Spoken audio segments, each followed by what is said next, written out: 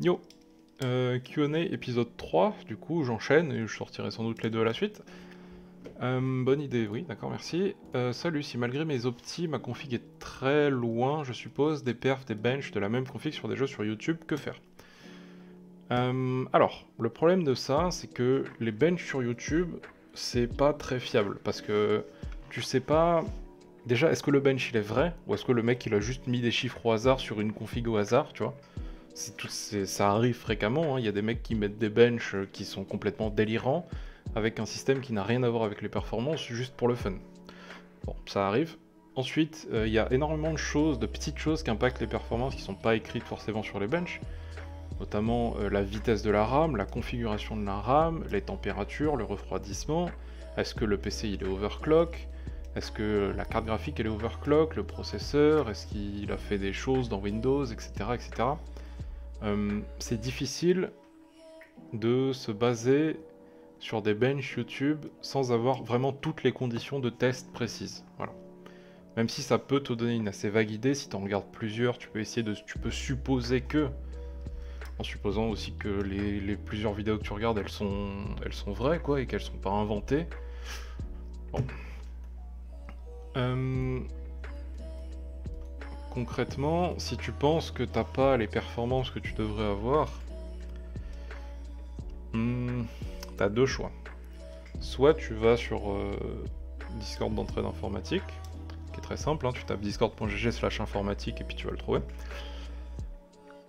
Et tu te demandes de l'aide, soit t'as pas trop envie de chercher longtemps, d'où pourrait venir le problème, et tu prends l'approche dite table rase, où tu réinstalles complètement Windows, tu reprends le guide cité ci-dessus, là, tu fais ça en entier, et puis a priori, tu devrais avoir les performances maximales de ta machine, parce que si t'as pas les performances de ta machine, on peut supposer que c'est soit que t'as fait une optimisation à la con qui a fait des bêtises sur ton PC, soit que t'as mal installé un driver, ou installé un mauvais driver, ou pas, un truc avec Drivers Cloud qui marchait pas bien pour ta config par exemple, ou je sais pas quoi d'autre, ou ce genre de truc. Voilà. Mais concrètement, pour répondre vraiment à la question, tu peux pas vraiment te baser sur les benches sur YouTube parce que c'est rarement exactement dans les mêmes conditions que toi. Et même souvent, enfin la moitié du temps, je pense, c'est des benches qui sont inventés avec des configs qui n'ont rien à voir. Voilà. Yo, est-ce que le formatage excessif abîme un SSD? Merci de ta réponse. Alors, techniquement oui, mais dans la pratique non. Parce que si je prends un SSD normal, genre un MX500 X plutôt que C, de 1 Teraoctet. Hop, je vais sur le site de Crucial, donc le site du fabricant. Je le mets à 500 Go parce qu'il n'y a pas 1 Tera. Et je scroll un petit peu jusqu'à... où est-ce que je vais trouver ça? Il n'y a pas les spécifications quelque part. Bon, il n'y a pas l'air d'avoir les spécifications, alors je vais faire retour. Et je vais faire endurance. Je vais cliquer sur le test des numériques apparemment parce que je vais pas trouver mieux. Je vais toujours rien trouver, donc je vais taper endurance. Hop, c'est là. L'endurance du SSD, le MX500 que j'ai pris, c'est 360 Teraoctets. Ok. Ça veut dire que tu peux espérer d'écrire 360 Teraoctets sur le SSD avant qu'il rende l'âme. Maintenant, 360 Teraoctets. C'est quand même... Admettons que... Hop là... Je vais me faire un peu de place.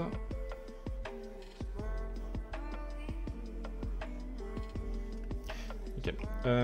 Donc 360 Teraoctets d'endurance. Quand tu réinstalles Windows, on va dire que Windows il prend 30 Go. C'est à peu près ce que tu vas écrire. Ensuite, admettons que tu installes... je sais pas moi, tu réinstalles Warzone à côté qui fait 100 Go. Ok. Donc Windows plus Warzone, et puis on va dire que tu as aussi 50 Go en plus. C'est un 50, pas très bien fait. Tu as 50 Go en plus de, je sais pas, de programmes divers, etc. Donc, chaque fois que tu réinstalles Windows, ça fait 150, ça fait 180 Go que tu vas écrire sur ton SSD. Ok? Donc maintenant, admettons que tu réinstalles Windows une fois par semaine. Bon. Donc 180. Une fois par semaine, j'ai 360 téraoctets, donc j'ai 360 000 gigaoctets. Hein. Maintenant, je prends ma petite calculatrice, je fais 360 000 divisé par 180, et ça me donne 2000 réinstallations. Ok. Maintenant, admettons que j'en fais une par semaine. Donc, je prends mon 2000, je le divise par 52, parce qu'il y a 52 semaines dans un an. Je peux faire une réinstallation par semaine pendant presque 4 ans avant que mon disque il lâche. Ok. Maintenant, une réinstalle. Ouais, je vais peut-être plutôt mettre formatage. Un formatage par semaine. Ça fait 4 ans à peu près de durée de vie de ton disque dur. Maintenant, si tu passes à un formatage par mois, bon, tu divises par 4 du coup. Du coup, tu multiplies ça par 4. 4 fois 4, ça fait 16. Ça fait 16 ans de durée de vie de ton disque dur en réinstallant Windows une fois par mois au lieu d'une fois par semaine. Du coup, c'est pas la seule chose que tu vas faire, hein, réinstaller Windows. De temps en temps, tu vas installer des jeux, tu vas télécharger un film, tu vas, j'en sais rien. Tu vas l'utiliser ton disque dur. Mais 360 téraoctets, c'est énorme, ok? Et concrètement, oui, techniquement, pour répondre à la question qui est là, hop. Oui, techniquement, ça va réduire un peu la durée de vie de ton SSD. Concrètement, dans la vraie vie, tu auras remplacé ton SSD parce que la taille te convient plus bien avant qu'il soit usé. Donc, il faut pas se dire ah je veux économiser mon. Non, un SSD c'est fait pour être rempli, tu le remplis, pas d'histoire. Yopi, oui, penses-tu faire prochainement une ou plusieurs vidéos concernant l'overclocking? Non. Non, parce que l'overclocking c'est un sujet qui est un peu. C'est pas très dangereux si tu prends ton temps et que tu fais ça attentivement, il n'y a pas de souci avec l'overclocking. Mais c'est un sujet un peu trop avancé. Et je pense pas que j'ai envie de me lancer là-dedans parce que j'ai peur que vous fassiez des bêtises. Voilà. Moi j'overclock mon PC, hein, j'ai toujours overclock tout dans tous mes PC. Mais j'ai jamais cramé de composants ou quoi. Hein. Si tu respectes des règles de base et que tu fais attention, honnêtement ça craint vraiment rien. Donc je vous encourage, si vous êtes curieux, à aller vous renseigner sur l'overclocking. Il y a des Discord, il y a le Discord de FFOC que je mettrai dans la description. Il y a le site overclocking.com en français qui est très bien. Je vous encourage à vous renseigner, je vous encourage à essayer, mais je ferai pas de vidéo là-dessus moi. Ta voix me rappelle celle d'Airwax, d'accord. Et j'ai fini les questions de la première vidéo. Sauf que le problème c'est que j'ai aussi fait un post et il y a plein de gens qui m'ont posé des questions là-dessus. Mais c'est pas grave, on va enchaîner. Alors, saurais-tu exactement ce que fait BCD Edit Use Platform Tick? Yes, réponse la plus précise possible. Alors, oui, miaou. Je peux te dire que c'est de la grosse merde. Voilà. Non, j'ai un peu cherché là, j'ai fait des recherches un peu sur ça. Et concrètement, j'ai rien trouvé de très intéressant. Si tu regardes la doc de Microsoft, donc Use Platform Tick, c'est ça. Ça force le timer à être... ça force un timer physique. Donc ça force tous les timers du PC à utiliser une source physique qui existe physiquement sur le PC, comme le TSC ou l'HPET ou je ne sais quoi. Ou le PIT, la CPI, bref, peu importe. Et ça interdit les timers synthétiques. Donc les timers synthétiques, c'est des timers qui sont uniquement dans le logiciel de Windows, du coup. et qui sont pas, il n'y a pas de puce quelque part dans ton PC qui compte le temps. Concrètement, j'ai aucune idée de ce que ça fait. J'ai un peu fait des recherches, il me semble que si tu scrolles un peu là-dessus, non là-dessus alors, t'as un petit paragraphe sur les synthetic timers qui te dit rien d'intéressant encore une fois, hein, qui te dit juste que oui bon bah c'est un timer, ça sert à mesurer le temps. Voilà. Ça, il y a plein de trucs de détails, de type de timer, de code, de Windows, etc. Honnêtement, moi j'y comprends rien à ça. Ce que je suppose que ça fait, à mon avis, hein, c'est supposition, encore une fois, j'en suis pas sûr. Mais certains timers, quand un logiciel demande un timer, des fois, Windows pourra répondre à cette demande directement sans avoir besoin de passer forcément par un timer qui est physique comme le TSC ou l'HPET pour répondre. Et je pense que en théorie, le fait que Windows soit capable de le faire uniquement en software et pas en logiciel soit théoriquement plus performant. Et le fait de le forcer à être vérifié par un chip physique sur le processeur ou ailleurs, je pense que techniquement ça fait perdre un peu de performance, mais techniquement c'est potentiellement un peu plus précis.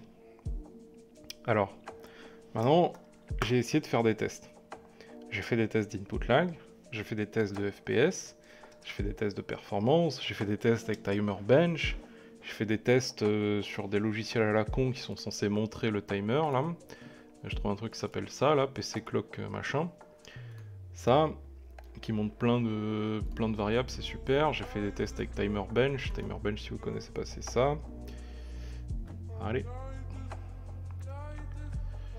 C'est un outil qui est censé montrer bien les différences de performance entre les timers, qui est un peu fait pour ça.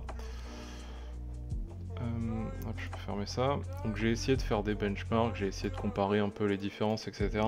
Concrètement, j'ai rien trouvé de différent. J'ai eu beau essayer tous les settings possibles, j'ai testé tous les benches que je connaissais, j'ai jamais vu j'ai rien qui m'indique une différence entre les deux.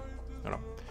Et le fait que sur la doc de Microsoft, c'est soit écrit que c'est censé être utilisé seulement pour du debugging, j'ai envie de dire, vu que ça fait aucune différence dans ce que j'ai pu tester, et que la doc de Microsoft dit de le mettre pour du debugging, oui miaou, bah oui, j'ouvre au chat, et ouais, la doc de Microsoft dit que ça doit être utilisé que pour du debugging. À mon avis, il vaut mieux le laisser désactivé. Voilà.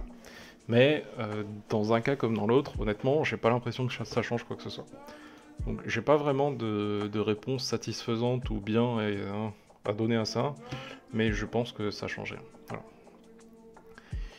Hello, ce qui pourrait être super, c'est d'expliquer comment fonctionnent les composants d'un PC, histoire d'expliquer par exemple comment on fait un jeu pour fonctionner et être affiché sur un écran.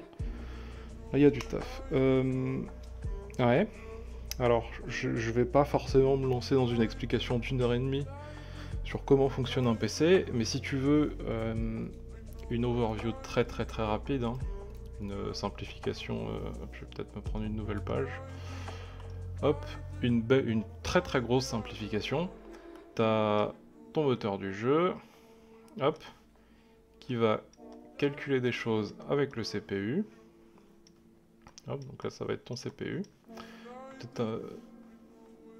Ensuite, le CPU, une fois qu'il aura calculé, il va calculer des choses comme où doivent être ta position, qu'est-ce que ton personnage va voir quand tu vas bouger ta souris, où est-ce que ça va aller quand tu vas bouger ta souris, où est-ce que seront positionnés les objets, quel objet devra être à quel endroit, si, je sais pas, tu as tiré sur un truc et que l'objet doit se déplacer, bah, c'est le CPU qui va calculer physiquement où est-ce que l'objet va se déplacer, etc.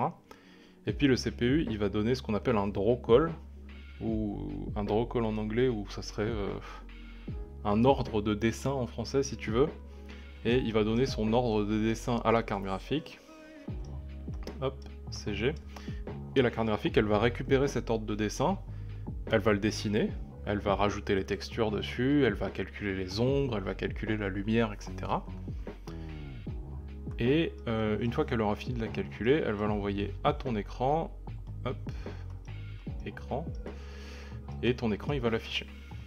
Là, tu auras ton jeu, on va dire. Concrètement, c'est ça. Dans la vraie vie, c'est beaucoup plus complexe. Hein. Et puis, si tu voulais ça, ton disque dur et ta RAM là, tu aurais ton SSD là, avec ta RAM aussi là, hein, où ton jeu il est dedans, et puis ton CPU il pioche dedans pour récupérer les infos dont il a besoin pour calculer. Et en très gros, voilà comment un jeu est dessiné. Alors, en vrai, c'est beaucoup plus complexe que ça. Je la mettrai dans la description aussi, mais tu peux regarder par exemple Gamers Nexus, GPU, truc du genre. Non. Bon, Gamers Nexus, ils ont un article sur comment fonctionne juste un GPU. Peut-être si je mets Drocall, il va trouver. Pas du tout.